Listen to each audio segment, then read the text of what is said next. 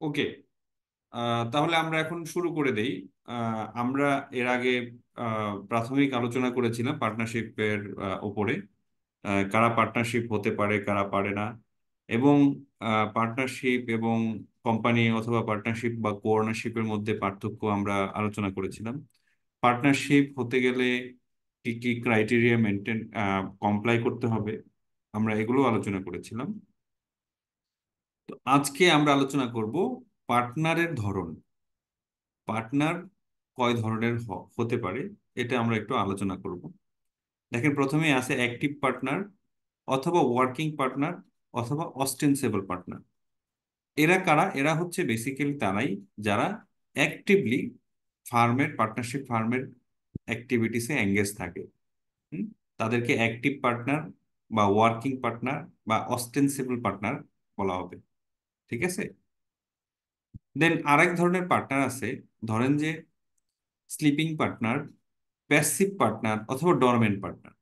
এ ধরনের পার্টনাররা সাধারণত তারা ক্যাপিটাল প্রোভাইড করে, মূলধন সরবরাহ করে ব্যবসার জন্য, কিন্তু তারা অ্যাক্টিভলি বিজনেসে পার্টিসিপেট করে না। ধরা যাক আপনারা তিন বন্ধু একটা বিজনেস আইডিয়া বের করলেন। তো আপনাদের চতুর্থ বন্ধুকে বললেন যে, বন্ধু তুমি আসো, আমাদের এই বিজনেস আইডিয়া আমরা খুব ভালো করব। তো আপনার চতুর্থ বন্ধু বললেন যে, আমি যেহেতু ব্যবসা করি, মানে আমি যেহেতু অলরেডি একটা চাকরি করি, তাহলে আমার পক্ষে তোমাদের সাথে ব্যবসায় সম্পৃক্ত থাকা সম্ভব না। তো তখন আপনারা যদি বলেন যে, আচ্ছা ঠিক আছে, তোমার ব্যবসার কাজে হাত দেওয়ার দরকার নাই, তুমি শুধু আমাদের সাথে থাকো, আমাদের সাথে ক্যাপিটাল কন্ট্রিবিউট করো, তো আমরা ব্যবসা করব, তোমার ব্যবসায় অ্যাক্টিভলি পার্টিসিপেন্ট থাকার দরকার নেই। এ ধরনের পার্টনারকে বলে স্লিপিং পার্টনার, প্যাসিভ পার্টনার, অথবা ডরমেন্ট পার্টনার। তারা শুধু ক্যাপিটাল প্রোভাইড করে বিজনেসে, কিন্তু তারা অ্যাক্টিভলি বিজনেস অ্যাক্টিভিটিসের সাথে এঙ্গেজ থাকে না। এরপরে আসি নমিনাল পার্টনার। নমিনাল পার্টনারের ভালো হয় আমি যদি একটা উদাহরণ দিই। ধরেন যে আপনারা একটা রেস্টুরেন্টের ব্যবসা করবেন। তো রেস্টুরেন্টের ব্যবসা শুরু করার সময় আপনারা চিন্তা করলেন যে, আমাদের রেস্টুরেন্ট ব্যবসার সাথে যদি তামিম ইকবালকে সম্পৃক্ত করা যায়, তাহলে আমাদের ব্যবসা খুব ভালো হবে। তো আপনারা তামিম ইকবালের কাছে গেলেন, তামিম ইকবালকে বললেন যে, ভাই আপনি আমাদের পার্টনার হন, আপনার কোনো ক্যাপিটাল প্রয়োজন নেই, আপনার কোনো আহ, আমাদের ব্যবসার কাজে সম্পৃক্ত থাকার দরকার নেই, আমরা শুধু আপনার নাম ব্যবহার করব, আপনি শুধু আমাদের পার্টনার হবেন, এবং পার্টনার হলে আপনার কাজেরও দরকার নেই, ক্যাপিটালেরও দরকার নেই, কিন্তু আপনি আমাদের প্রফিটের অংশ পাবেন। তো তাহলে আপনারা তামিম ইকবালকে চাচ্ছেন তার ব্র্যান্ড ইমেজ বা তার পার্সোনাল ইমেজ ব্যবহার করে আপনাদের ব্যবসায় ভালো করার জন্য। তাহলে এই ধরনের পার্টনারকে বলা হয় নমিনাল পার্টনার। ওকে। দেন আমরা আসি partner in profit only. Partner in profit only ধরেন যে আপনারা চার চার তিনজনে মিলে একটা বিজনেস আইডিয়া ডেভেলপ করলেন। আপনার চতুর্থ বন্ধুকে আপনাদের সাথে পার্টনার হওয়ার জন্য প্রস্তাব করলেন।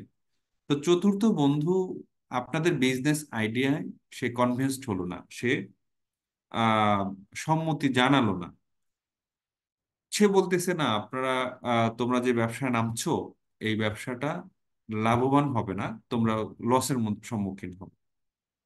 তো আপনারা বললেন যে, আমরা ব্যবসা করব, তুমি শুধু ক্যাপিটাল দিবা, আমাদের সাথে থাকবা, যদি লাভ হয় তাহলে তুমি লাভের ভাগ দিবা, কিন্তু যদি লস হয় তাহলে লসের ভাগ তোমাকে নিতে হবে না।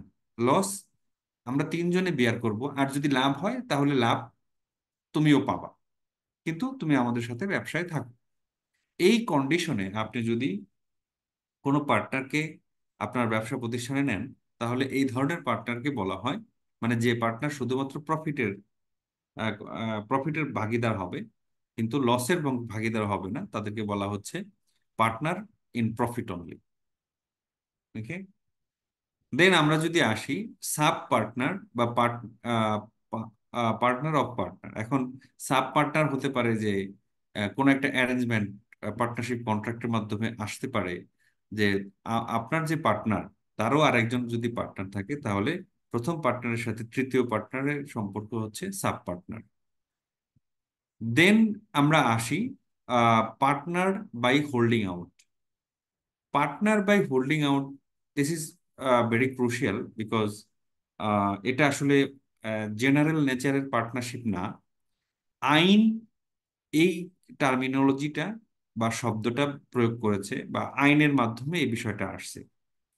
তা আমি যদি সংজ্ঞাতে না গিয়ে, আমি যদি উদাহরণ দিয়ে এই বিষয়টা বোঝানোর চেষ্টা করি আপনাদেরকে। ধরেন যে আপনারা তিন বন্ধু মিলে একটা হার্ডওয়্যারের ব্যবসা শুরু করলেন, পার্টনারশিপ ব্যবসা। আপনাদের চতুর্থ বন্ধু আপনার দোকানে আসলো ভিজিট করতে। ঠিক তখনই একজন কাস্টমার আসলো কোনো একটা প্রোডাক্ট কিনবে বলে।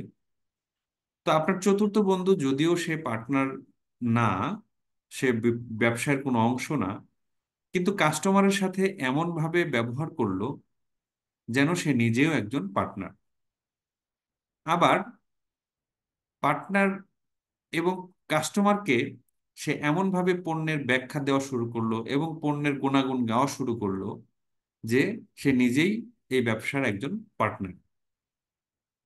তাহলে আইন বলছে যে সে নিজেকে এমন ভাবে প্রেজেন্ট করলো অ্যাজ ইফ সে একজন পার্টনার। এবং আপনারা যে তিন বন্ধু আছেন, আপনারা এই যে সে নিজেকে পার্টনার হিসেবে রিপ্রেজেন্ট করলো, তাতে আপনারা কোনো আহ মানে তাতে আপনারা কোনো ভেটো দিলেন না, বা তাতে আপনারা কোনো আহ কি বলে ডিক্লাইন করলেন না, আর্গুমেন্ট করলেন না। তাহলে এই ধরনের পার্টনারকে পার্টনারশিপ বাই হোল্ডিং আউট বলে। এতটুকু বুঝতে পারছেন আপনারা? জি একটা স্যার। সেকেন্ড, একটা সেকেন্ড। জি sir.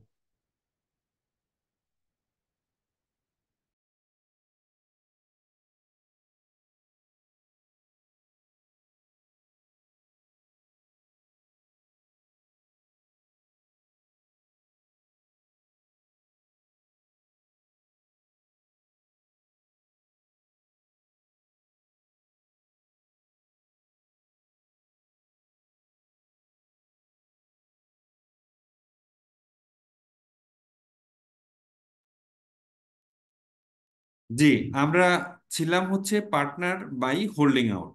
Partner by holding out হচ্ছে যে কোনো একজন ব্যক্তি, সে যদিও পার্টনার না প্রকৃত পক্ষে, কিন্তু সে নিজেকে পার্টনার হিসেবে অন্যের কাছে রিপ্রেজেন্ট যদি করে, তাহলে তাকে বলা হচ্ছে পার্টনার বাই হোল্ডিং আউট।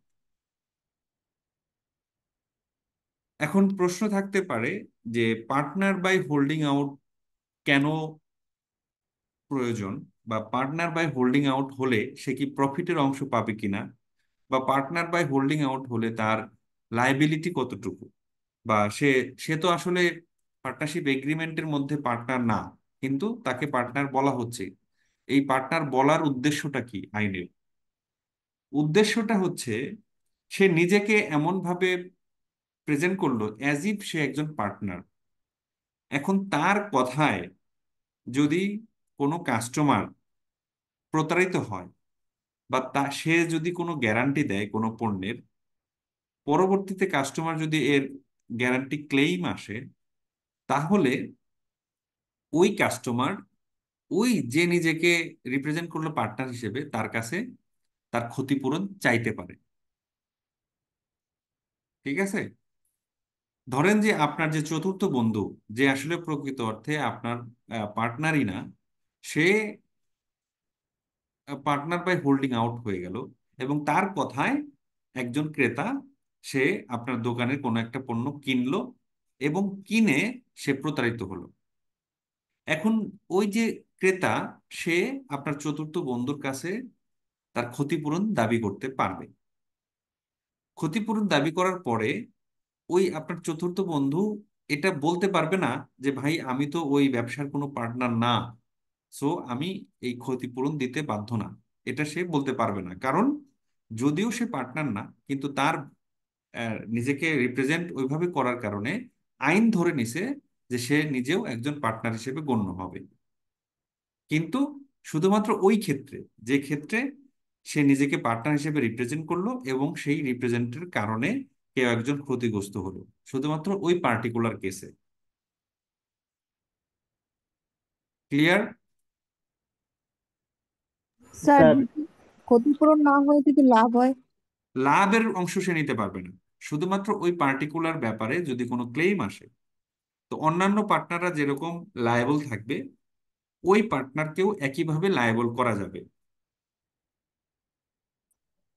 হ্যাঁ, এটা তো লিখিত না, তারপরেও কি ক্লেম দাবি করতে পারবে? হ্যাঁ, হ্যাঁ। এটা তো লিখিত। প্রশ্ন বুঝিনি, আপনার প্রশ্নটা যদি অন্য কেউ বুঝে থাকেন আমাকে একটু বুঝায় বলেন। আর উনি বললো যে এটা তো লিখিত না, তারপরেও এটা না, ক্লেম না, না, করতে লিখিত পারবেন? হওয়ার দরকার নেই ভাই, লিখিত হওয়ার দরকার নেই। এইটা আইন আইন ওই তৃতীয় যে কাস্টমারটা আসছে, মানে যে তৃতীয় পক্ষ, থার্ড পার্টি যে কাস্টমার, সেই কাস্টমারের স্বার্থ সংরক্ষণ করা করা হয়েছে আইনের মাধ্যমে, এই আইনের মাধ্যমে। কারণ সেই থার্ড পার্টি কাস্টমার, সে এই চতুর্থ বন্ধুর কথায় প্ররোচিত হয়ে যদি কোনো কিছু কেনে বা কোনো ট্রানজাকশন করে, সেই ট্রানজাকশন থেকে যদি সে ক্ষতির সম্মুখীন হয়, সেই ক্ষতিপূরণের জন্য যেন এই যে চতুর্থ বন্ধু যে নিজেকে রিপ্রেজেন্ট করলো পার্টনার হিসেবে, তাকে যেন লায়াবল করা যায় এবং তাকে যেন সে ধরতে পারে। এবং আইন এই এই এই অধিকারটা দেওয়া হয়েছে আইনের মাধ্যমে। হ্যাঁ, যে তুমি পার্টনার না, তুমি নিজেকে পার্টনারের মতো করে জাহির করলা, তোমার কথাই শুনে একজন কাস্টমার সে কিনলো বা ট্রানজাকশন করলো এবং সে ক্ষতির সম্মুখীন হলো, তাহলে এই লাইবিলিটি তোমাকেও নিতে হবে। স্যার, লাইবিলিটি যদি নেয় তাহলে প্রফিটটা কেন নেবে না স্যার? না, না, প্রফিট নেওয়ার জন্য তো সে তো পার্টনার বাই হোল্ডিং আউট, তার পার্টনারশিপের নেচারটাই এরকম হচ্ছে। সে তো জেনারেল পার্টনার না ভাই, সে তো অর্ডিনারি পার্টনার না। শুধুমাত্র ওই পার্টিকুলার কেসের ক্ষেত্রে তাকে পার্টনার হিসেবে গণ্য করা হচ্ছে, যে তাকে যেন লায়াবল করা যায়। আইনের উদ্দেশ্য হচ্ছে তাকে যেন লায়াবল করা যায়। যারা নিজেরা নিজেরা এরকম আগ বাড়িয়ে নিজেদেরকে পার্টনার হিসেবে জাহির করে একটা কিছু, কারো একজন কাউকে ক্ষতি করলো, বা তার এরকম আগ বাড়িয়ে কিছু কথা, কোনো অ্যাক্টিভিটিসের কারণে যদি কেউ ক্ষতির সম্মুখীন হয়, সেই ক্ষতিটা যেন তাকেও লায়েবল করা যায়, আইন এই ব্যবস্থা করে দিছে। এটা একটা স্পেশাল আইনের প্রভিশন বা স্পেশাল আইনের বিধান, যার কারণে, যার মাধ্যমে তাকে ওই ক্ষতিপূরণের জন্য বা তাকে লায়াবিলিটির জন্য তাকে আহ দায়বদ্ধ করা হচ্ছে।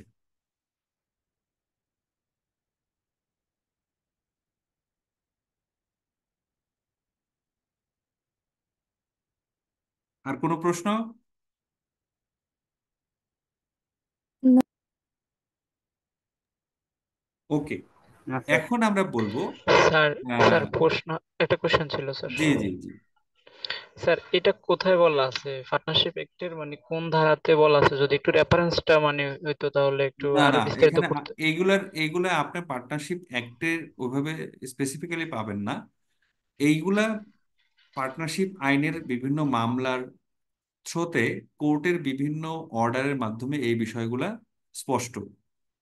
ঠিক আছে? এইগুলা জি। আপনাদের বইতে হয়তো পেতে পারেন বা নাও পেতে পারেন, কিন্তু আমার বিভিন্ন বইয়ের অ্যানালাইসিস বা কালেকশনের মাধ্যমে এগুলা নিয়ে আসা। ঠিক আছে, সো দ্যাট আপনারা বিষয়গুলা জানতে পারেন। ঠিক আছে। জি স্যার।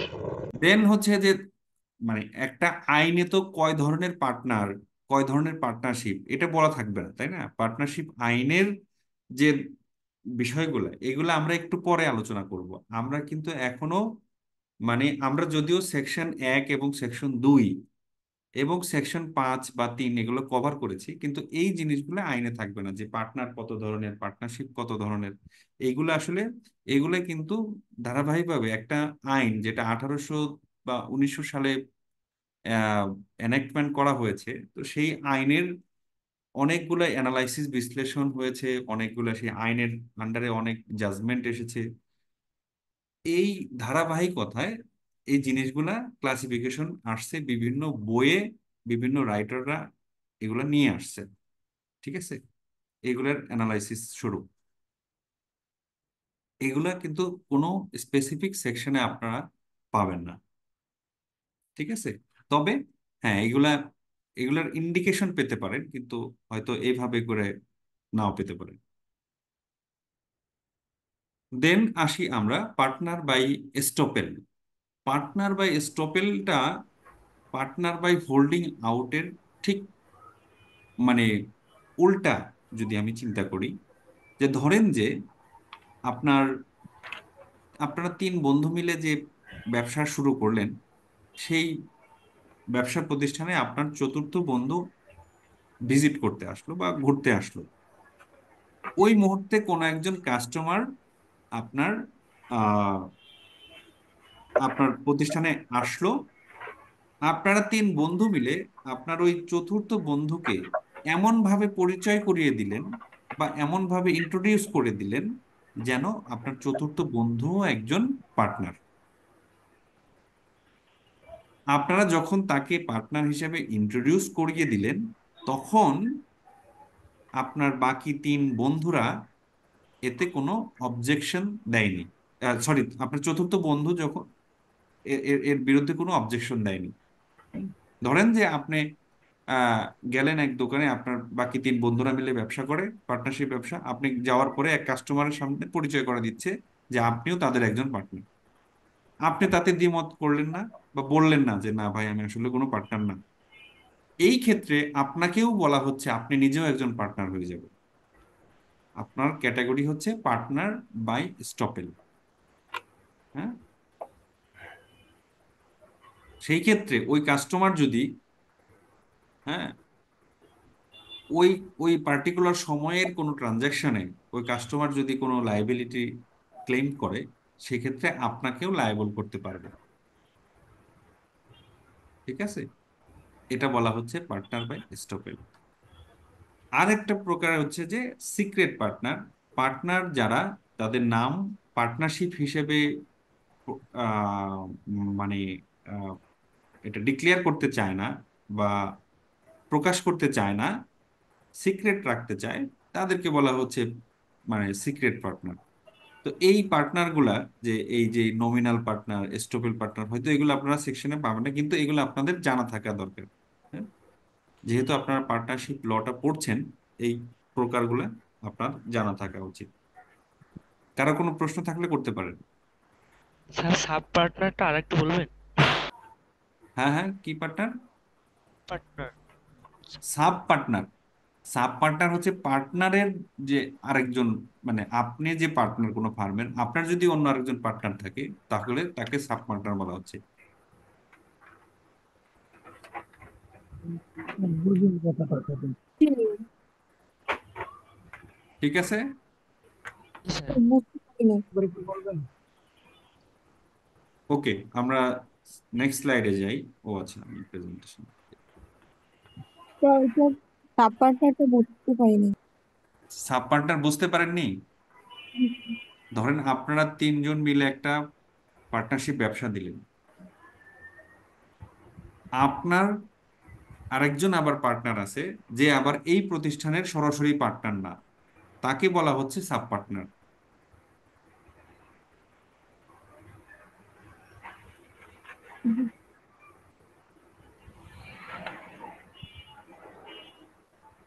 এরপরে আমরা আসি section 9 to 17, relations of partnership to one another. এখন আমরা রিলেশন, মিউচুয়াল রাইটস অ্যান্ড অব্লিগেশনটা আলোচনা করব এখানে।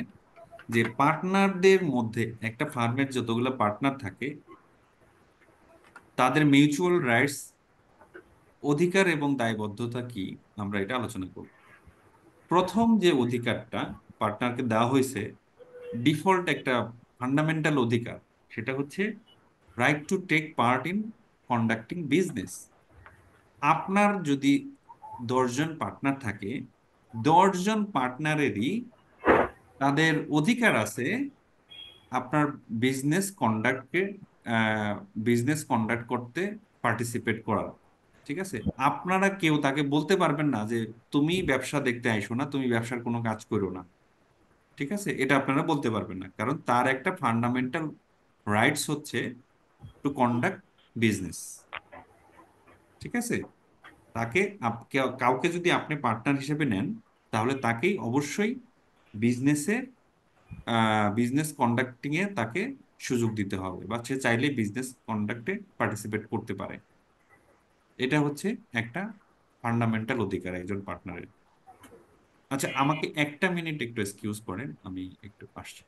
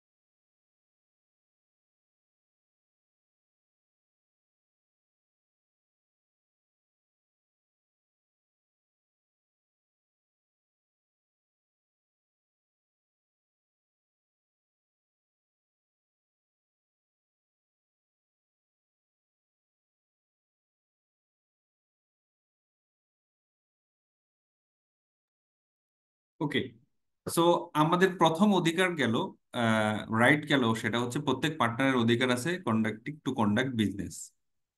দেন হচ্ছে সেকেন্ড, যদি রাইটস আমি বলি, right to B consulted.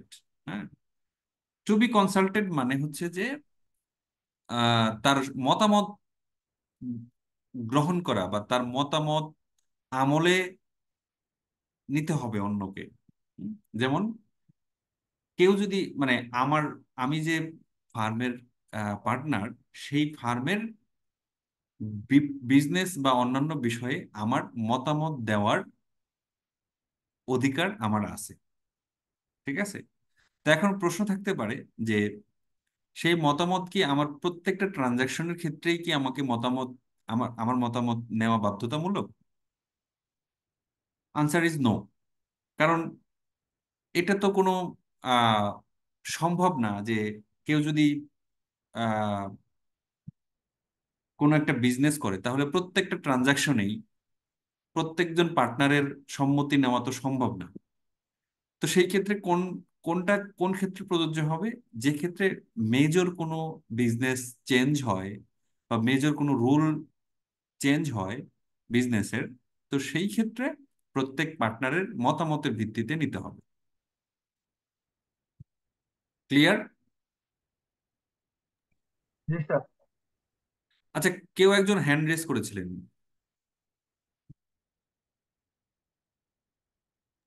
Sir আমি একটু লেটে ক্লাসে এসেছি, তো জয়েন করছি একটু লেটে, তো আমি বলতে চাচ্ছি যে টাইপস অফ পার্টনার এখান থেকে শুরু হয়েছে নাকি প্রিভিয়াস আরো কিছু পড়ানো না না হয়েছে না, কি? টাইপস অফ পার্টনারে শুরু হয়েছে এর আগে।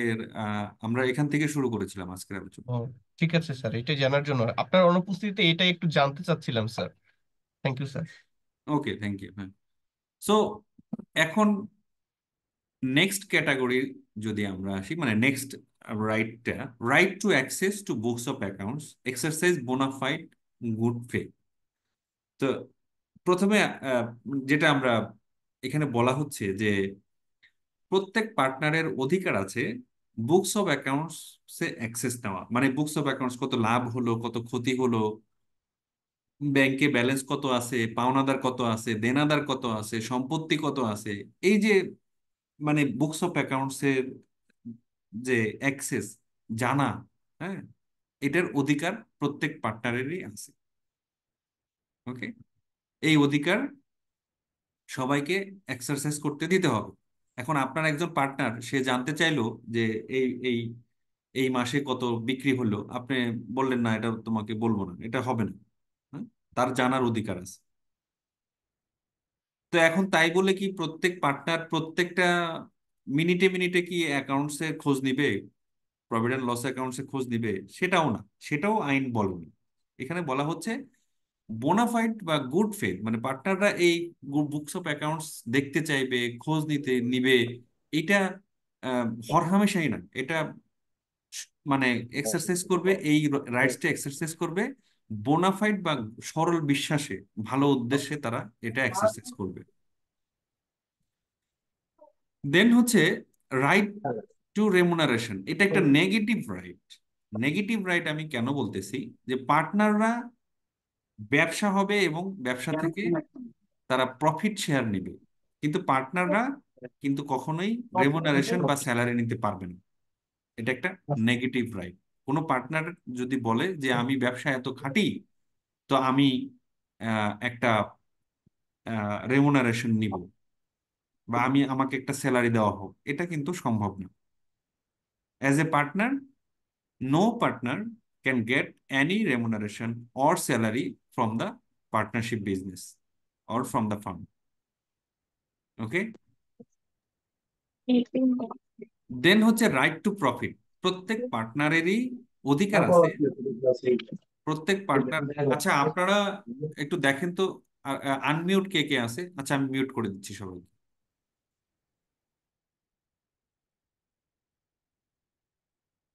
ওকে, সো আপনাদের যদি কোনো প্রশ্ন থাকে তাহলে আপনারা আনমিউট করে প্রশ্ন করবেন, প্রশ্ন শেষ হলে আবার মিউট করে দিবেন। লাস্ট যে পয়েন্টটা আমরা আলোচনা করছি এখানে, সেটা হচ্ছে রাইট টু প্রফিট। প্রত্যেক পার্টনারের অধিকার আছে যে প্রফিট শেয়ার নেওয়ার, এটা একটা পার্টনারের অধিকার। তো এখন কে কতটুকু প্রফিট শেয়ার নিবে, এটা ডিপেন্ড করবে এগ্রিমেন্টে যে রেশিও বলা আছে।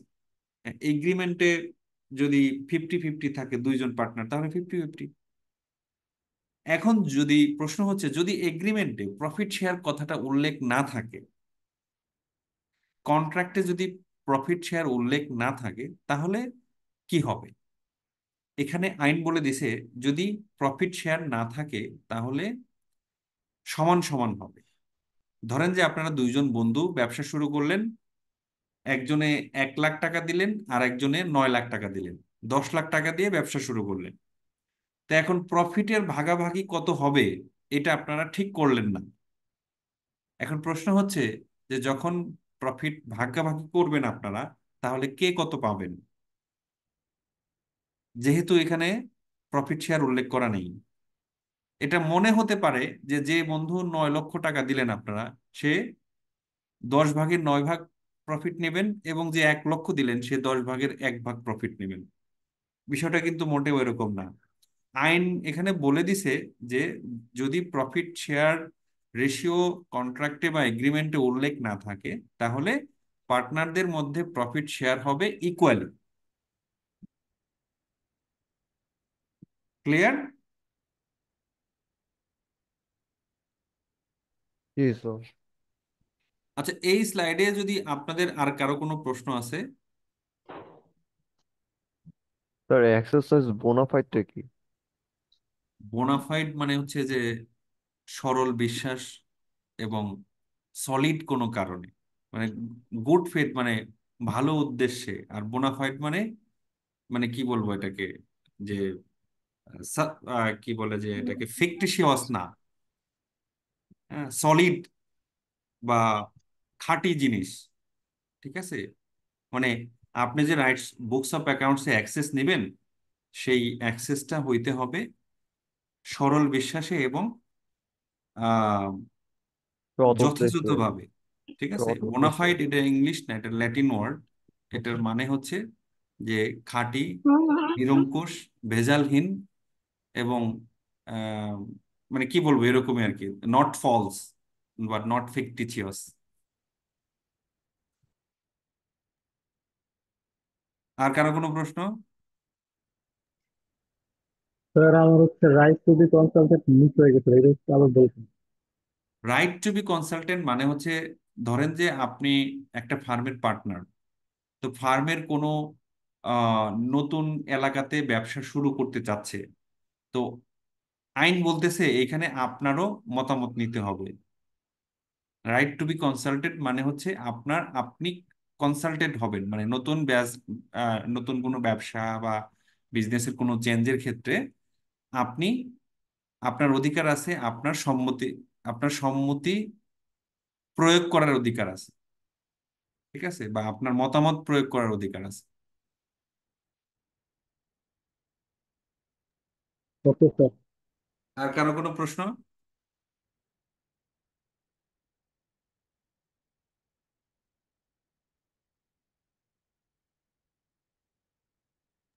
Sir right to access to books of accounts এটা।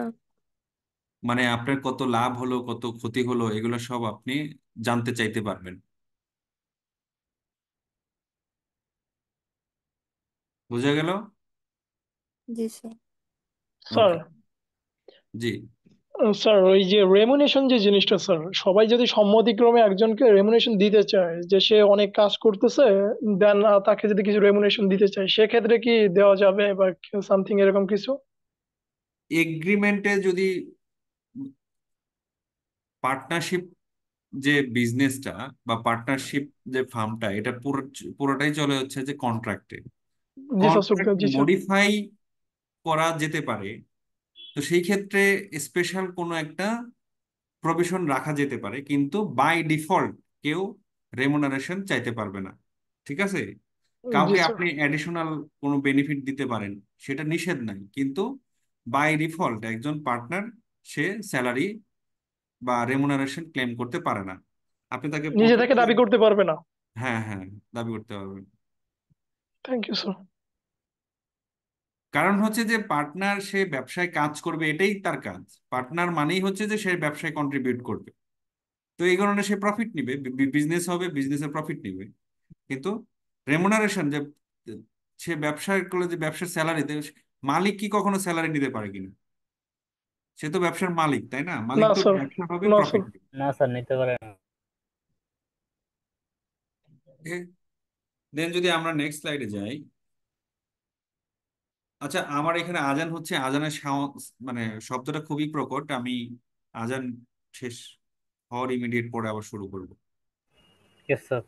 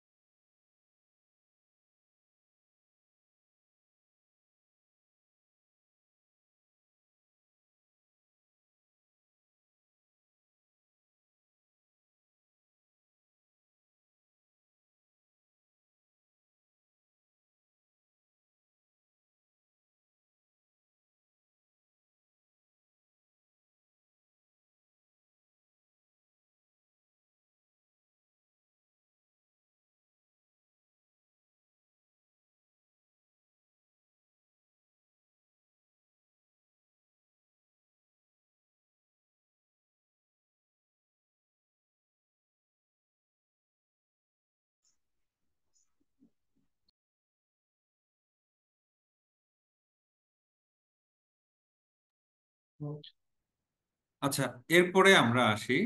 আহ, এটা হচ্ছে ক্যাপিটাল ইন্টারেস্ট। ক্যাপিটাল ইন্টারেস্টও এটাও একটা নেগেটিভ রাইট। মানে হচ্ছে কোনো পার্টনার তার প্রদত্ত মূলধনের উপরে সুদ দাবি করতে পারবে না। হ্যাঁ, যে ভাই আমি 10 লাখ টাকার মধ্যে 2 লাখ টাকা আমি ক্যাপিটাল সরবরাহ করেছি, তাহলে 2 লাখ টাকার উপরে আমাকে ইন্টারেস্ট দেওয়া হোক, এইটা সে দাবি করতে পারবে না। তবে হ্যাঁ, যদি সে ক্যাপিটালের উপরন্তু কোনো লোন প্রোভাইড করে, সেই লোনের উপরে কিন্তু তাকে ইন্টারেস্ট দেওয়া যেতে পারে। তবে সেই ইন্টারেস্টটা 6%-এর বেশি হবে না। এটা আইন দ্বারা নির্ধারিত। ঠিক আছে? মানে পার্টনার যদি কোনো লোন প্রোভাইড করে ইন অ্যাডিশন টু ক্যাপিটাল, তাহলে সেই লোনের উপরে, ক্যাপিটাল না, লোনের উপরে সে 6% অ্যানুয়ালি ইন্টারেস্ট নিতে পারে, কিন্তু ক্যাপিটালের উপরে কোনো ইন্টারেস্ট দেওয়া সম্ভব না। ক্লিয়ার? ওকে। স্যার এটা কি এগ্রিমেন্টে যদি উল্লেখ থাকে যে ক্যাপিটাল উপরে এত না না, পার্সেন্ট দেওয়া ক্যাপিটালের হবে? উপরে এগ্রিমেন্টেও উল্লেখ করেও লোনের ক্যাপিটালের উপরে ইন্টারেস্ট দেওয়া সম্ভব না। সেটা আহ, আইন বিরোধী হবে। তো এতদিন ধরে ভুল যাই নাইছি, ভুল ম্যাথ করে আসছি। আর হুম। পার্টনার লোনের উপরে ইন্টারেস্ট নিতে পারে, মানে দিতে। এক এক করে একটু বলবেন। আপনি আগের জনের প্রশ্নের আনসার পেয়েছেন? জি স্যার। হ্যাঁ হ্যাঁ। ইন্টারে যখন করছিলাম মূলধনের উপর সুদ কাউন্ট করে ম্যাথ করতে হইতো। তো না না, মূলধনের উপরে সুদ আপনি নিতে পারবেন না পার্টনারশিপ আইন অনুযায়ী। yes, হ্যাঁ, এরপরে বলেন কার প্রশ্ন। স্যার লোনের উপরে ওই যে ইন্টারেস্ট যেটা হ্যাঁ, এটা নিতে পারে। আপনি ধরেন যে আপনি একটা ফার্মের পার্টনার, আপনি পার্টনার হিসাবে আপনার মূলধন দিলেন 1 লক্ষ টাকা। হ্যাঁ, তো ওটার উপরে তো আপনি সুদ নিতে পারছেন না। এই 1 লক্ষ টাকা মূলধনের অতিরিক্ত আপনি আবার লোন দিলেন 10,000 টাকা, ধরা যাক। তাহলে ওই 10,000 টাকার উপরে আপনি 6% ইন্টারেস্ট নিতে পারবেন। ঠিক আছে? স্যার 6% কি ফিক্স নাকি হচ্ছে যে 6%, এটা 2%? এটা এটা ম্যাক্সিমাম 6%। ম্যাক্সিমাম 6%, এটার উপরে যাওয়া সম্ভব না। Okay sir. নিচে থাকতে পারবেন, বা আপ আপ টু 6% আর কি, 6%-এর বেশি সম্ভব না।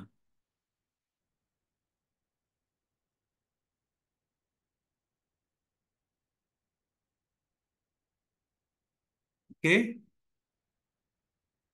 জি স্যার, জি স্যার। জি স্যার। দেন আসি একটা খুবই ইম্পর্টেন্ট একটা আহ, অধিকার প্রত্যেকটা পার্টনারেরই থাকে, সেটা হচ্ছে ইনডেমনিফাই অথবা ইনডেমনিটি। আপনারা কি ইনডেমনিটি বা ইনডেমনিফাই এই শব্দগুলোর সাথে পরিচিত কিনা? না স্যার। না স্যার। নো। এনি আইডিয়া যে এই এই শব্দগুলো আসলে কি, মানে ইনডেমনিটির বাংলা ইন্ডেমনিফাই কি? যে স্যার মানে একটা। দায় মুক্তি, তাই তো? জি স্যার। দায় মুক্তি, দায় মুক্তি। তো এখন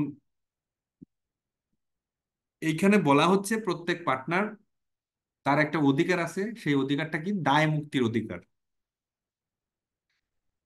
এখন কি দায়টা কি এবং দায় মুক্তির অধিকারটা কিভাবে আসবে, এটা আমাদের একটু বুঝতে হবে। ঠিক আছে? দায় মুক্তিটা কিভাবে হবে পার্টনারশিপের ক্ষেত্রে? ধরেন যে আপনি একজন পার্টনার, আপনি আপনার ব্যবসার জন্যে কোনো একটা ট্রানজাকশন করলেন। সেই ট্রানজাকশন থেকে ধরেন যে আহ সেই ট্রানজাকশন থেকে একটা বড় ক্ষতিপূরণের দাবি আসলো।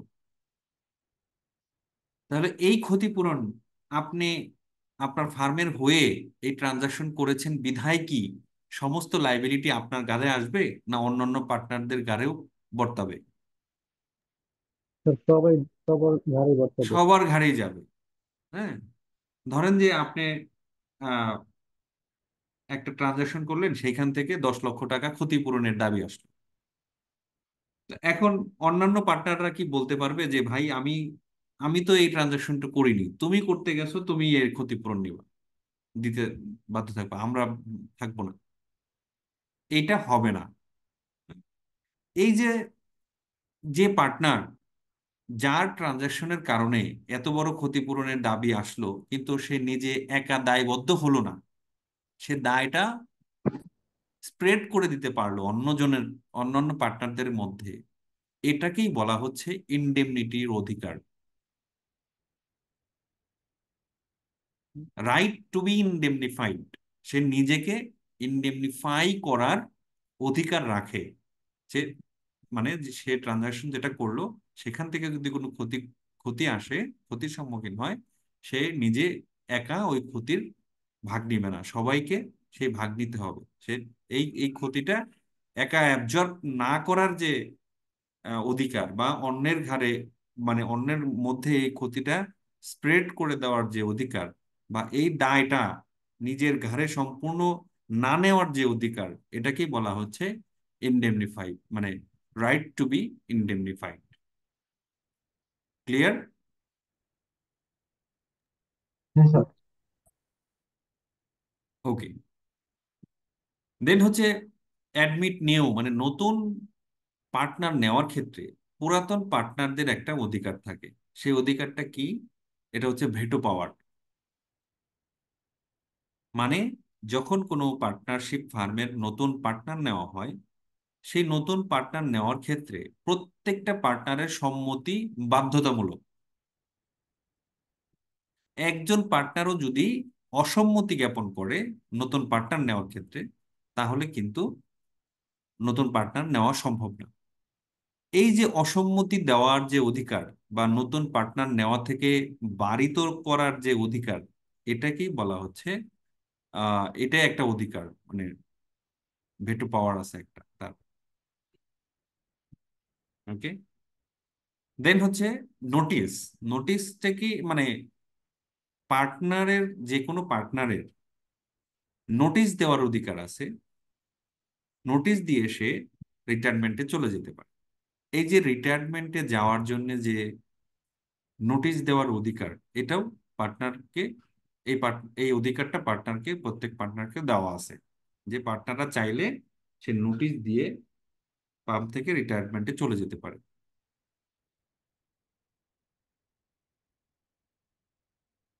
দেন হচ্ছে নট টু এক্সপেল। এটাও একটা অধিকার, যে অধিকারটা পার্টনারশিপ ফার্মের কোনো পার্টনারকে এক্সপেল বা বিতাড়িত করা থেকে প্রোটেক্ট প্রোটেকশন দেয়। যেমন কিভাবে দেয়?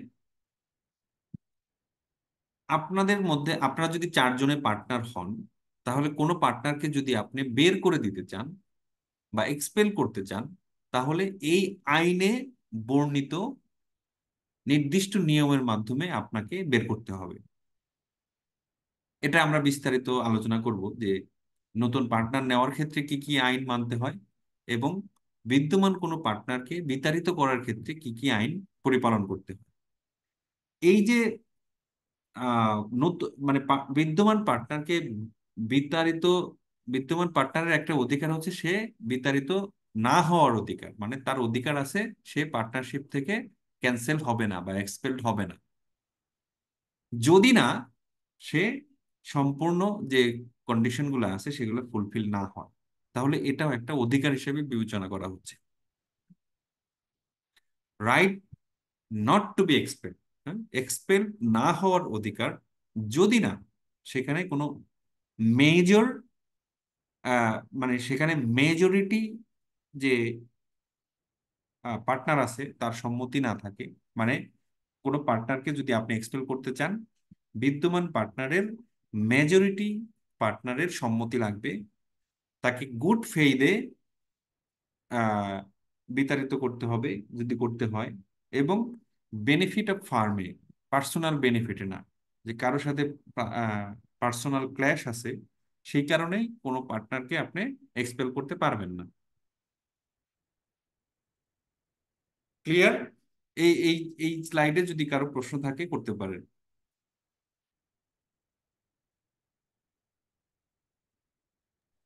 লাস্ট আবার একটু। মানে কোনো পার্টনারের সাথে যদি কোনো পার্টনারের কোনো প্রবলেম থাকে স্যার, এটা বোঝাচ্ছেন সেই ক্ষেত্রে? স্যার হ্যাঁ, এইটা একটু আরেকবার রিপিট করলে ভালো হতো। কোনটা লাস্ট পয়েন্ট? এই, জি স্যার, নোটিসের ওইটা। নোটিস নাকি not to expel? Sir notice sir. ও আচ্ছা, নোটিশ হচ্ছে যে আপনি যদি কোনো ফার্মের পার্টনার হন, আপনার অধিকার আছে আপনি নোটিশ দিয়ে রিটায়ারমেন্টে চলে যাবেন। নোটিশ দেওয়া আপনার একটা অধিকার আছে, যে আপনি নোটিশ দিয়ে আপনি বের হয়ে যেতে চলে যেতে পারবেন। লাস্ট পয়েন্টটা স্যার একটু আর দেখেন। সেক্ষেত্রে কি নোটিশে দেওয়ার মানে যখন রিটায়ারমেন্ট করবে এটা কি সময় 2 মাস বা 3 মাস আগে কি বলবে, নাকি যখন ইচ্ছে তখন নিতে পারবে? নোটিশের আমরা বিস্তারিত আলোচনা করব কিভাবে আপনি নোটিশের মাধ্যমে রিটায়ারমেন্টে যাবেন, নোটিশ কত দিনের মধ্যে দিবেন, নোটিশ না দিলে কি হবে, আমরা সব আলোচনা করব পরবর্তীতে। শুধু এখানে জেনে রাখেন আপনি নোটিশ দিয়ে রিটায়ারমেন্টে চলে যেতে পারেন, এখানে এই অধিকার আপনাকে দেওয়া হয়েছে। ঠিক আছে? হ্যাঁ, এরপরের কি প্রশ্ন ছিল যেন? লাস্ট পয়েন্টটা আবার একটু বুঝে দিন। কোনটা? লাস্ট পয়েন্টটা not to expel. Not to expel মানে আপনি যদি ফার্মের পার্টনার হন, আপনার অধিকার আছে আপনি আপনাকে আপনি বিতাড়িত না হওয়ার। এটা আবার কেমন অধিকার? এই অধিকারটা এইরকম যে আপনাকে যদি বিতাড়িত করতে হয় তাহলে মেজরিটি পার্টনারের সম্মতি লাগবে, এটা একটা কন্ডিশন। আপনাকে গুড ফেথে বিতাড়িত করতে হবে, মানে ভালোর জন্য, মানে বোনাফাইড কোনো রিজনে আপনাকে এক্সপেল করতে হবে, এবং বেনিফিট অফ ফার্মের জন্যই শুধু আপনাকে এক্সপেল করা যেতে পারে।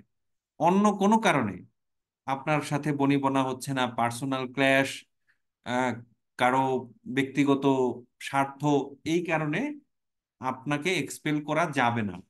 এই যে যে যাবে না এক্সপেল করাটা, তাহলে এক্সপেল না হওয়া আপনার একটা অধিকার,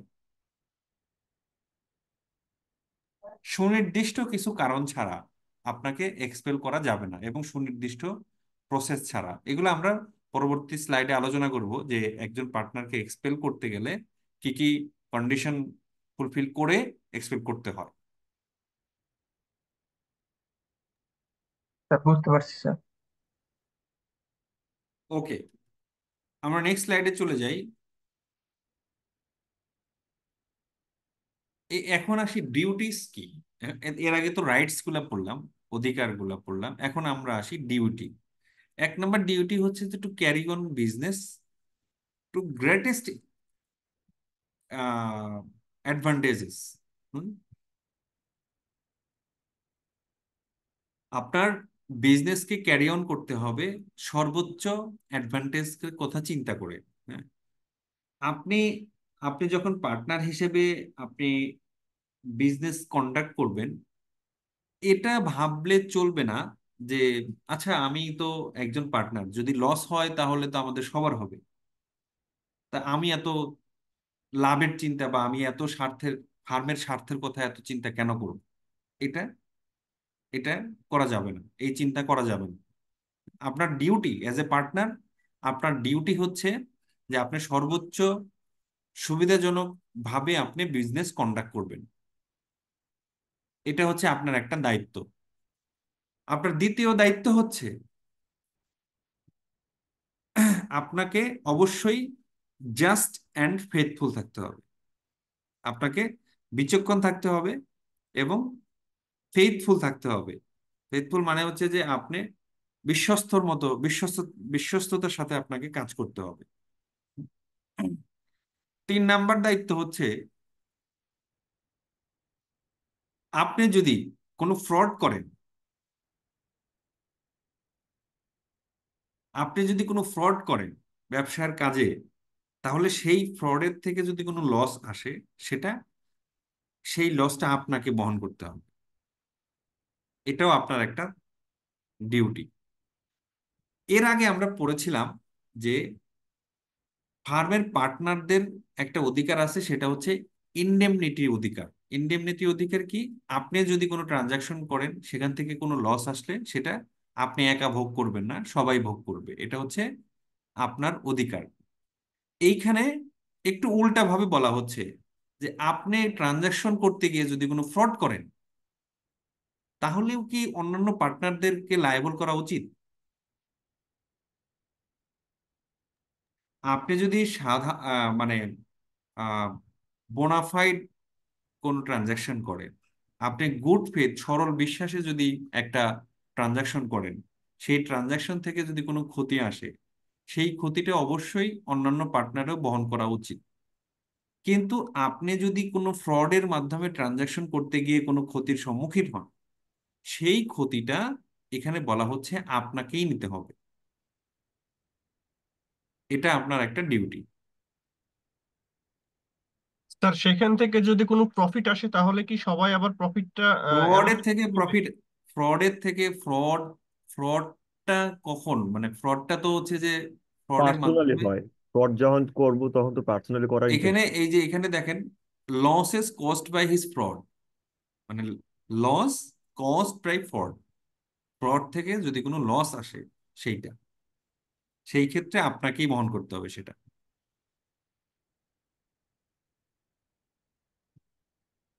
এখানে লাভের কথা বলা হচ্ছে না, ঠিক আছে?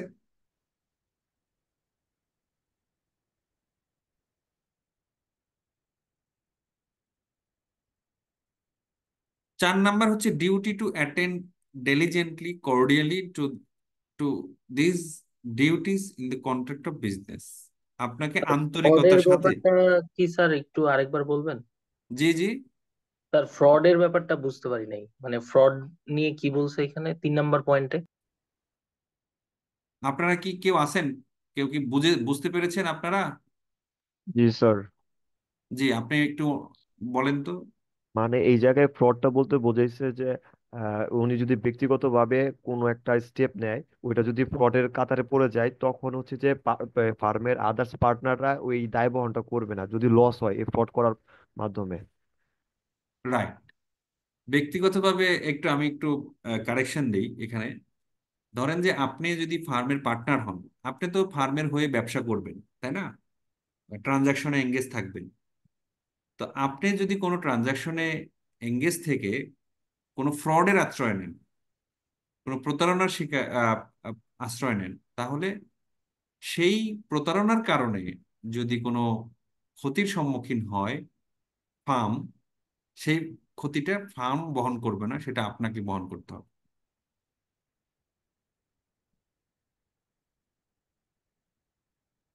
Thank you sir, clear. Okay.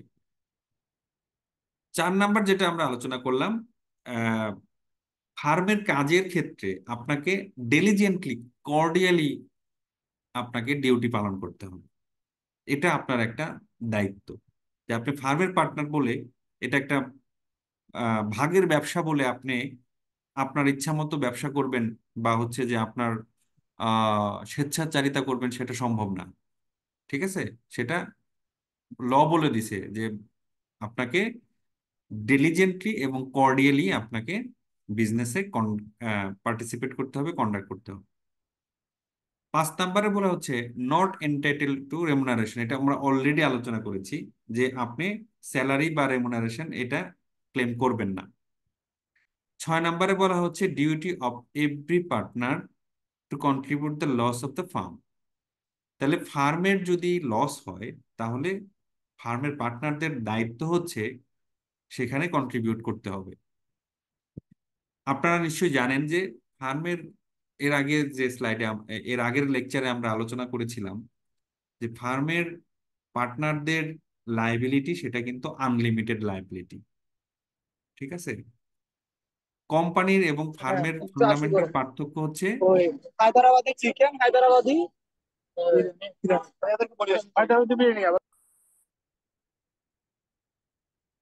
So ফার্মের পার্টনারদের লাইবিলিটি আনলিমিটেড, মানে হচ্ছে ফার্ম ব্যবসা করতে গিয়ে যদি কোনো ক্ষতির সম্মুখীন হয়, তাহলে পার্টনারদের দায়িত্ব হচ্ছে ব্যক্তিগতভাবে, ব্যক্তিগত সম্পত্তি বিক্রি করে হলে ফার্মের সেই ক্ষতির রিকভার করতে হবে, ঠিক আছে? এটা এইখানে বলা হচ্ছে যে সেকশন 30B। এরপরে 7 নাম্বার আসি, the partner is bound to indemnify loss for firm, indemnify loss of wilful negligent. এর আগে আমরা পড়লাম কি, ফ্রড। কেউ যদি কোনো ফ্রড করে তাহলে সেই ফ্রডের যে ক্ষতিপূরণ সেটা তার নিজেকেই বহন করতে হবে, অন্যান্য পার্টনাররা বহন করবে না। এই রকম একই নিয়ম উইলফুল নেগলিজেন্টের ক্ষেত্রেও প্রযোজ্য। কেউ যদি উইলফুলি মানে স্বেচ্ছাকৃতভাবে কোনো নেগলেক্ট করে কোনো কাজে এবং সেখান থেকে যদি কোনো ক্ষতির উদ্ভব হয়, তাহলে সেই ক্ষতিটাও কিন্তু ফার্মকে দেওয়া যাবে না, সেই ক্ষতিটা তার নিজেকেই বহন করতে হবে। এটাও তার একটা ডিউটি বা রেসপন্সিবিলিটি। 8 নম্বরে বলা হচ্ছে hold and use property of the farm exclusively for the farm. ফার্মের যে প্রপার্টি আছে, ফার্মের যে সম্পদ আছে, সেইটা শুধুমাত্র ফার্মের কাজেই ব্যবহার করতে হবে।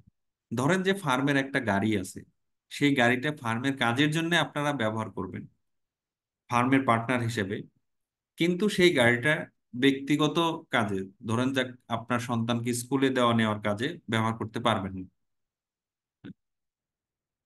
তো ফার্মের প্রপার্টি শুধু গাড়ি বলে না, ফার্মের যে কোনো প্রপার্টি শুধুমাত্র ফার্মের কাজেই আপনাকে ব্যবহার করতে হবে। 9 নাম্বার বলা হচ্ছে if a partner make profit without consent it must pay to the farm.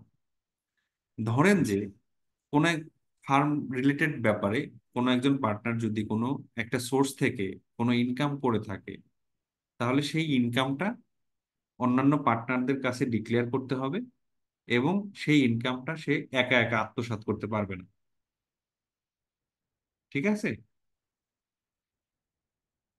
এই পর্যন্ত কি কারো কোনো প্রশ্ন আছে? না স্যার। নেই। ওকে, দেন হচ্ছে স্যার জি, এখানে বলা হয়েছে a partner, sorry, if a partner make profit without consent, অর্থাৎ অন্যান্য পার্টনারদের সম্মতি ছাড়া যদি সে, কনসেন্ট বলতে এখানে সম্মতি না, অবগত থাকা। কনসেন্ট বলতে এখানে সম্মতি মানে প্রফিট, সম্মতি ছাড়া প্রফিট কিভাবে করে। এখানে অন্যান্য পার্টনারদের অগোচরে যদি কোনো প্রফিট সে পেয়ে থাকে বা কোনো টাকা যদি ইনকাম এসে থাকে, এটা আমরা পরেও আলোচনা করব। যে ধরেন যে কোনো একটা পার্টনারশিপ ফার্ম উইন্ডিং আপ হয়ে গেছে, একদম পার্টনার ফার্ম বিলোপ সাধন হয়ে গেছে, তারপরে হঠাৎ করে কোনো একজন পার্টনারের কাছে একটা টাকা চলে আসছে যেটা পার্টনারশিপ বিজনেস রিলেটেড। তো সেক্ষেত্রেও একই নিয়ম প্রযোজ্য, যে সে ব্যক্তিগতভাবে টাকা পেলো বলে সে টাকাটা নিজে ভোগ করতে পারবে না, এটা অন্যান্য পার্টনারদেরকে জানাতে হবে এবং তাদের সঠিক ভাগে ভাগ করতে হবে। ওকে, থ্যাংক ইউ স্যার, ক্লিয়ার। 10 নম্বরে বলা হচ্ছে sir a partner must not carry out the same business. এটা খুবই মানে একটা গুরুত্বপূর্ণ দায়িত্ব, যে আপনি যদি আহ গাড়ির ব্যবসা করেন পার্টনারশিপ হিসেবে, তা আপনি কখনোই এই একই রকম ব্যবসা নিজে নিজে আলাদা করে করতে পারবেন না, কমপ্লিটলি প্রহিবিটেড। আপনি যদি পার্টনারশিপের পানের ব্যবসা করেন, তা আপনি আর কখনোই ব্যক্তিগতভাবে পানের ব্যবসা করতে পারবেন না আলাদা করে। প্রতিযোগিতামূলক ব্যবসা আপনি করতে পারবেন না। তবে হ্যাঁ, ব্যবসা করতে পারবেন। ধরেন আপনি যদি গাড়ির ব্যবসা পার্টনারশিপের মাধ্যমে করেন, আপনি ব্যক্তিগতভাবে পানের ব্যবসা করতে পারবেন, সেটা সমস্যা নেই। কিন্তু আপনি পার্টনারশিপের মাধ্যমে ব্যবসায় এসে পরবর্তীতে আবার এই ধরনের প্রতিযোগিতামূলক ব্যবসা ব্যক্তিগতভাবে যদি আলাদা করে করেন, সেটা সম্ভব না, সেটা অ্যালাউড না। স্যার, আমি কি এখানে গাড়ি পার্টসের ব্যবসা করতে পারবো? কম্পিটিং বিজনেস করতে পারবেন না। এখন আইন তো গাড়ি আর গাড়ির পার্টস এভাবে করে বলবে না, প্রতিযোগিতামূলক ব্যবসা করতে পারবেন না। এখন গাড়ির ব্যবসা যে পার্টনারশিপের মাধ্যমে করলেন, আপনারা যদি পার্টসের ব্যবসা না করেন তাহলে হয়তো করতে পারবেন, কারণ পার্টসের ব্যবসা যদি না হয়, না করেন আপনি, তাহলে তো পার্টসের ব্যবসাটা আবার কম্পিটিং বিজনেস না। বুঝতে পেরেছি, সিমিলার বিজনেস করা যাবে না। সিমিলার বা প্রতিযোগিতামূলক ব্যবসা আপনি করতে পারবেন না। প্রতিযোগিতামূলক এখানে ধরেন যে একই এই প্রোডাক্ট। ইঞ্জিন চালিত মোটরসাইকেল আর ব্যাটারি চালিত মোটরসাইকেল এটাও কিন্তু প্রতিযোগিতামূলক ব্যবসা। জি এই জি। কারণে সিমিলার শব্দটা ইয়ার, সেম সেম শব্দটা ব্যবহার না করে প্রতিযোগিতামূলক শব্দ ব্যবহার করা হচ্ছে। হ্যাঁ, একটু ওয়াইডার স্কেলে দেখতে হবে বিষয়টা। যেই ব্যবসাগুলো বা যেই ক্ষেত্রগুলো গাড়ি আমার ব্যবসাকে গাড়ি হ্যাম্পার ধরেন যে, করতে পারে। জি জি জি, প্রতিযোগিতা করতে পারে যেটার সাথে ওটা করতে পারবেন না। ধরেন যে আমাদের দেশে তো বিষয়টা এরকম না, অন্যান্য দেশে যেমন টেসলার গাড়ি, যে ব্যাটারি চালিত গাড়ি এবং ইঞ্জিন চালিত গাড়ির একটা তুমুল প্রতিযোগিতা চলছে।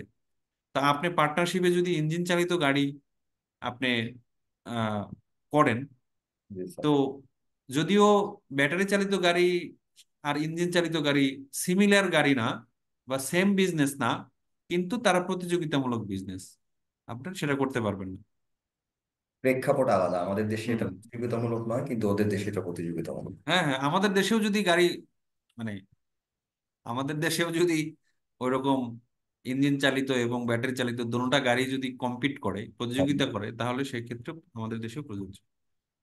ওকে, দেন হচ্ছে 11 নম্বরে যদি আসি, প্রত্যেকটা পার্টনারের দায়িত্ব হচ্ছে তার অথরিটি যতটুকু আছে সেই অথরিটির মধ্যে থেকে কাজ করা।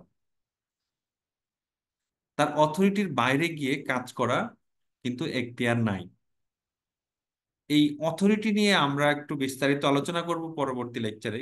শুধুমাত্র এখানে জেনে রাখেন যে প্রত্যেকটা পার্টনারের কিছু ইমপ্লাইড অথরিটি আছে। ইমপ্লাইড অথরিটি মানে যে আপনি কি কি কাজ করতে পারবেন এটা কোথাও লিখে রাখার দরকার নেই। আপনি যদি কোনো ফার্মের পার্টনার হন, আপনার কিছু ইমপ্লয়েড অথরিটি আছে, বাই ডিফল্ট আপনি ওই কাজগুলো করতে পারেন। আবার কিছু কাজ আছে অথরিটি আপনাকে এক্সপ্রেসিভলি না দিলে, মানে সুনির্দিষ্টভাবে ব্যক্তভাবে যদি আপনাকে না দেওয়া হয়, আপনি সেটা করতে পারবেন না। তো এইখানে যেটা বলা হচ্ছে, মোদ্দা কথা হচ্ছে আপনি আপনার অথরিটির বাইরে গিয়ে কাজ করবেন না, এটা আপনার একটা ডিউটি। 12 নম্বর হচ্ছে যে এই যে এইখানে ওই ওই যে যে শব্দটা আমি খুব গুরুত্ব দিয়ে বলি, যে পার্টনাররা লায়াবল ফর ইন্ডিভিজুয়ালি এবং জয়েন্টলি। জয়েন্টলি লায়াবল মানে হচ্ছে পার্টনারদের, ফার্মের যত পার্টনার আছে তারা পার্টনারশিপ ব্যবসা থেকে যদি কোনো ক্ষতি আসে, পার্টনারশিপ ব্যবসার যে সম্পদ আসে সেই সম্পদ থেকে ক্ষতিপূরণ দিবে। ইন্ডিভিজুয়ালি মানে হচ্ছে যে ক্ষতিপূরণ যদি পর্যাপ্ত না হয় তাহলে ব্যক্তিগত সম্পদ বিক্রি করে দিতে হবে, যেটা কোম্পানির ক্ষেত্রে প্রযোজ্য না। কোম্পানি আপনি দেওয়ার পরে কোম্পানি লস করতে করতে যদি কোম্পানি একদম অনেক টাকাও লোন করে ফেলে, কোম্পানির শেয়ার হোল্ডারদের ব্যক্তিগত সম্পত্তি কিন্তু তাতে কোনো ইম্প্যাক্টেড হয় না। কিন্তু পার্টনারশিপের ক্ষেত্রে বিষয়টা এরকম না। পার্টনারশিপের ক্ষেত্রে পার্সোনালি লায়াবল করা যায়, ইন্ডিভিজুয়ালি লায়াবল করা যায়। 13 নম্বর পয়েন্ট হচ্ছে যে partner can not assign his rights and interest to outsider.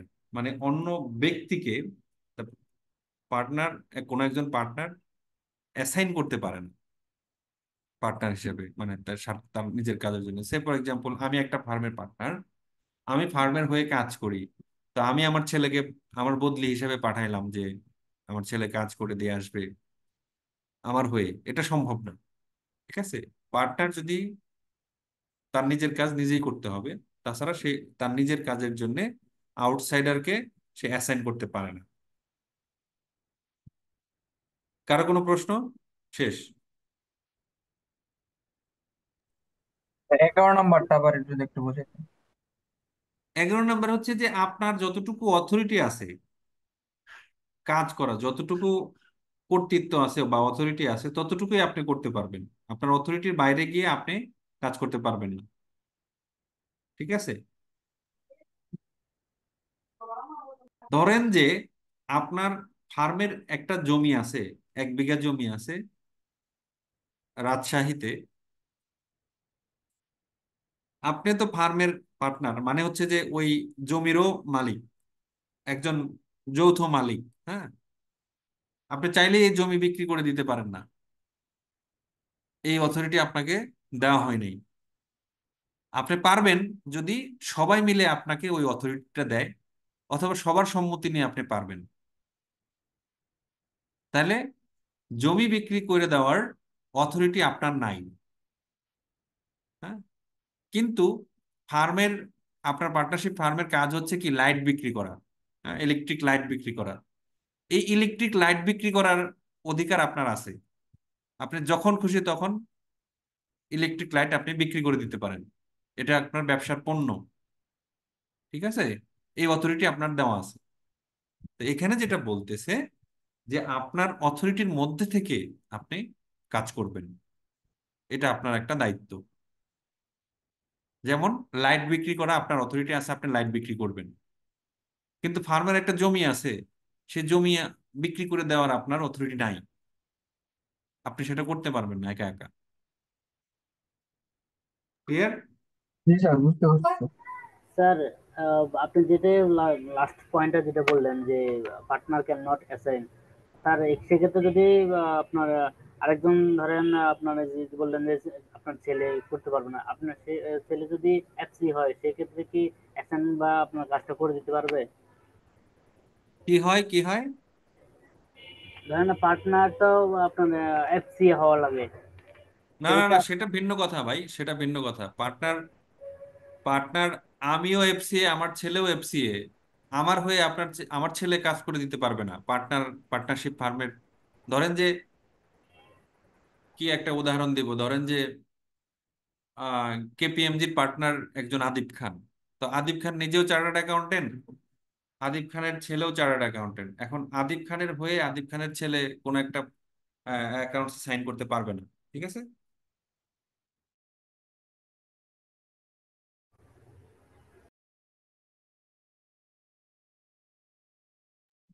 আর এই যে লাইনের শেষে যে নাম্বারগুলো, এগুলো কি ধারা?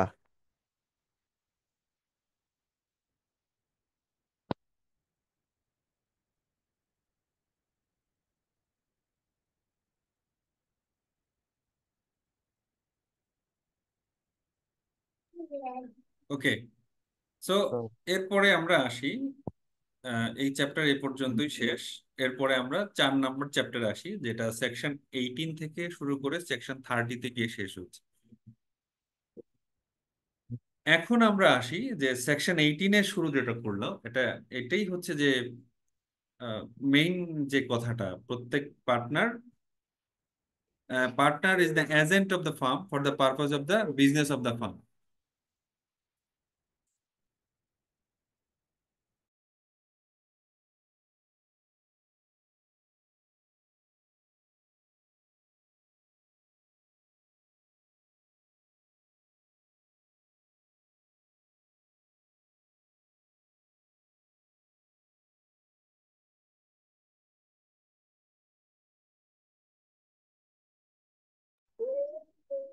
হ্যাঁ, তো এখানে আমরা যেটা আলোচনা করলাম যে প্রত্যেকটা পার্টনার তার ফার্মের এজেন্ট হয়ে সে ফার্মের কাজ করে।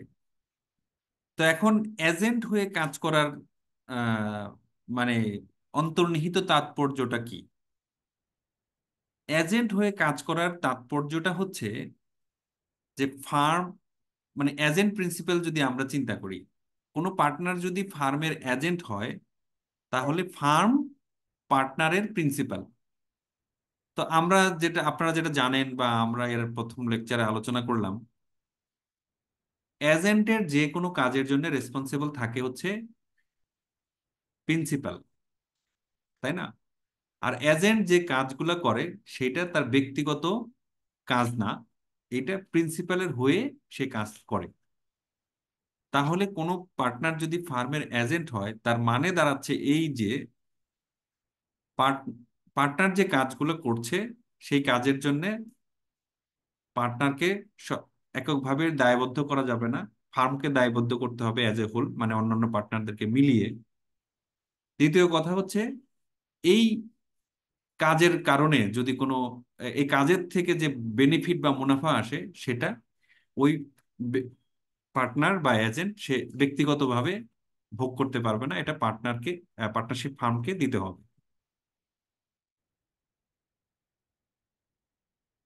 কারো কোনো প্রশ্ন?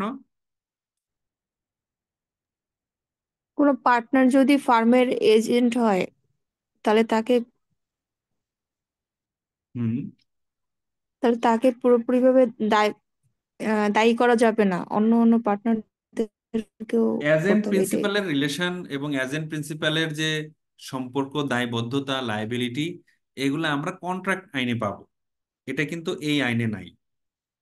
তো প্রাথমিকভাবে আপনারা সবাই জানেন যে প্রিন্সিপালের জন্য হয়ে প্রিন্সিপালের জন্য এজেন্ট কাজ করে। ঠিক আছে? এজেন্টের যে কাজ, সেই কাজের জন্য এজেন্টকে রেসপন্সিবল করা যায় না। এজেন্টের কাজের জন্য রেসপন্সিবল থাকে তার পার্টনার।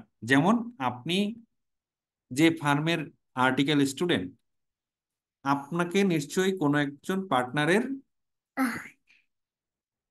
আন্ডারে আর্টিকেল নেওয়া হয়েছে, তাই নিতে হয়েছে, তাই তো সাদিয়া?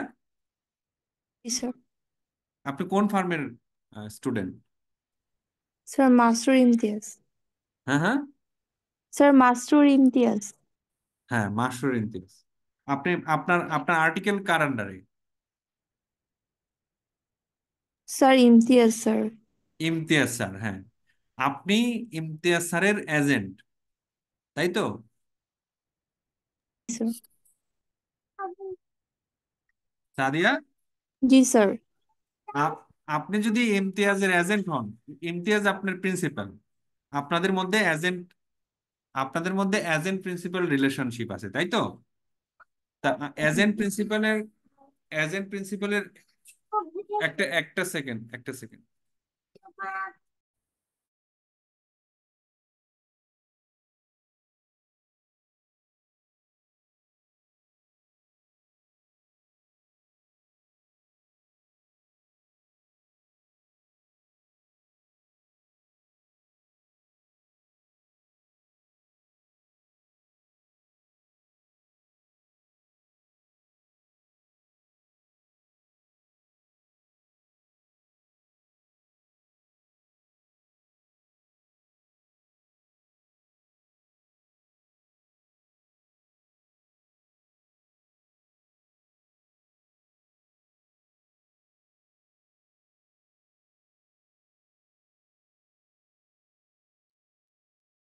ওকে।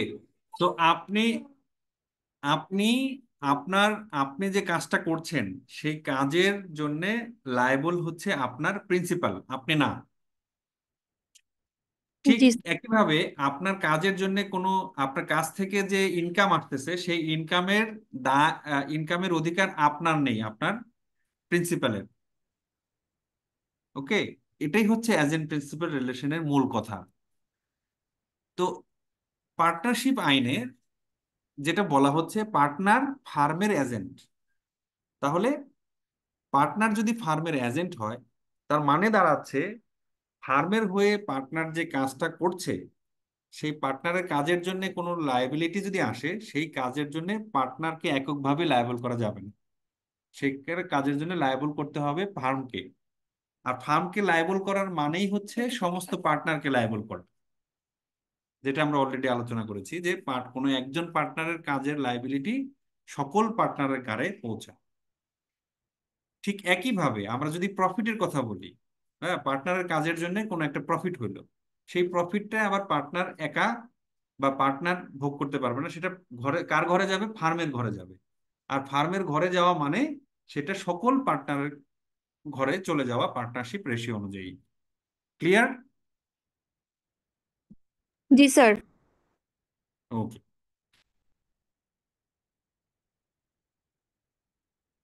এরপরে আসি implied authority of a partner.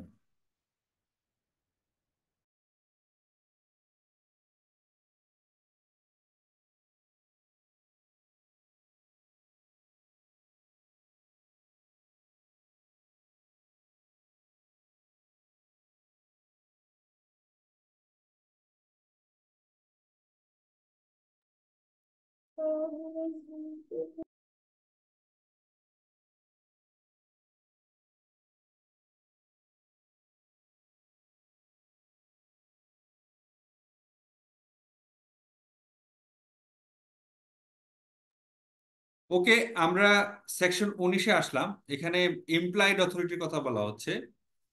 Fundamentally employed authority তিনটা।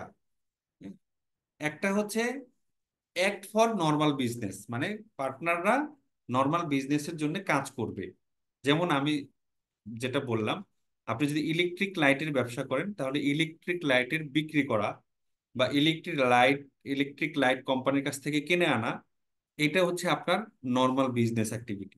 এই অ্যাক্টিভিটি করার অধিকার সকল পার্টনারেরই আছে।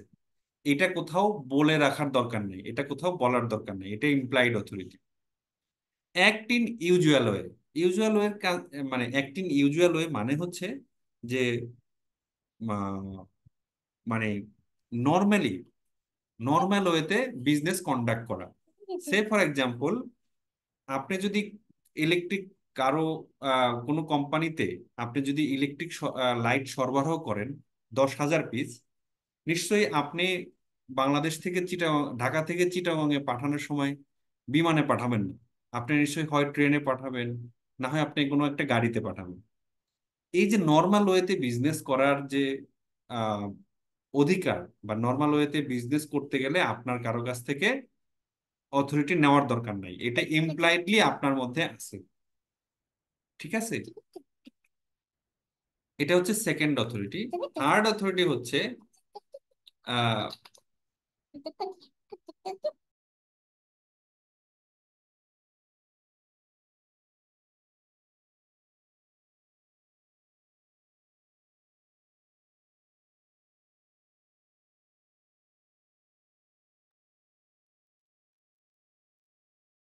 লাস্ট যে এমপ্লয়েড অথরিটি আছে সেটা হচ্ছে এক, যদি কোনো একটা ফার্ম থাকে, এবিসি ইলেকট্রনিক্স আপনার ফার্মের নাম, তো আপনি যখন কারোর সাথে ব্যবসা করতে যাবেন তখন আপনি ফার্মের নাম ব্যবহার করবেন।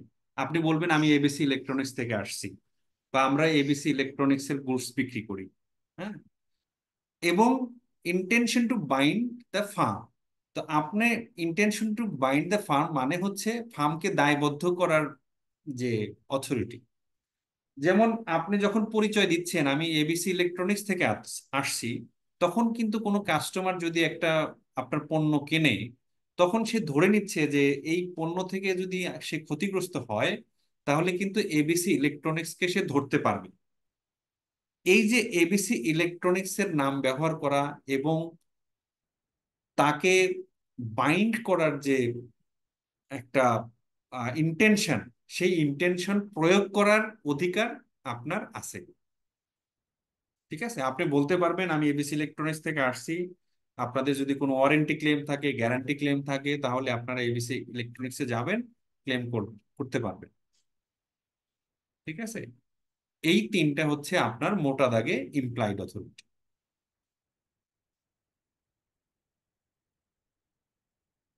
কারো কোনো কোশ্চেন?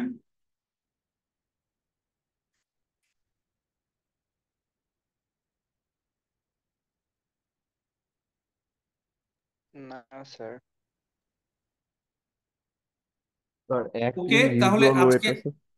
জি জি, question, any sir question? Act in usual ওয়েটা আবার একটু যদি অ্যাক্ট ইন ইউজুয়াল ওয়ে হচ্ছে যে ধরেন আপনি আহ, স্বাভাবিক নিয়মে বা স্বাভাবিক ছন্দে বা সাধারণভাবে আপনি ব্যবসা করবেন। যেমন আপনি যদি 10,000 লাইট ডেলিভারি দিতে হয় ঢাকা থেকে গাজীপুর, আপনি এইখানে পায়ে হেঁটে যাবেন না, তাই না? আপনি হ্যাঁ। এখানে একটা গাড়ি ভাড়া করে লাইটটা ডেলিভারি করতে যাবেন।